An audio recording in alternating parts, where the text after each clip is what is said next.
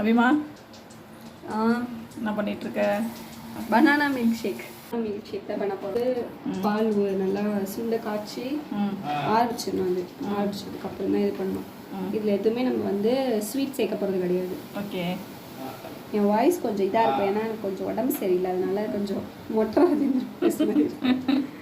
இது வந்து dates 4-5 dates எடுத்திருக்கேன். ஓகே.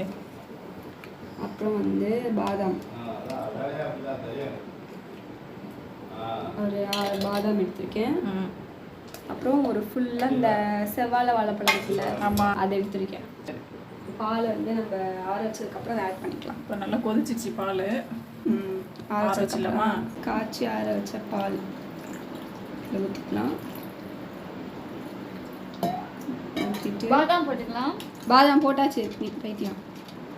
நான் போட்டால் கொஞ்சம் இனிப்பாக இருக்கும். சரி போடு. அப்புறம் ஐஸ் கட்டி சரி போட்டு மிக்சியில் இது இறக்கணும். அநியாயம் என்ன? ஒரு கொஞ்சோண்டு கொடுப்பான்னு பார்க்குறேன், அதுக்கு தான் நிற்கிறேன். கொடுப்பான்னு தெரியல.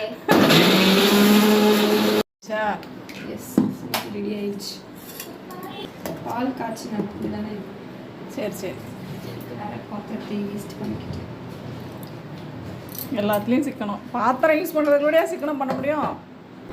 குடியா என்ன குறை சொல்லலாம், உனக்கு தூக்கம் வராது. பக்கத்தில் ஒருத்தி 12 மணிக்கு போகணுன்னா உனக்கு என்ன, நீ தூங்க வேண்டியதானே? தலையாட்டாத சொல்லு, வாயத்தான்னு சொல்லு. என்னது எப்படி சொன்ன சொல்லு.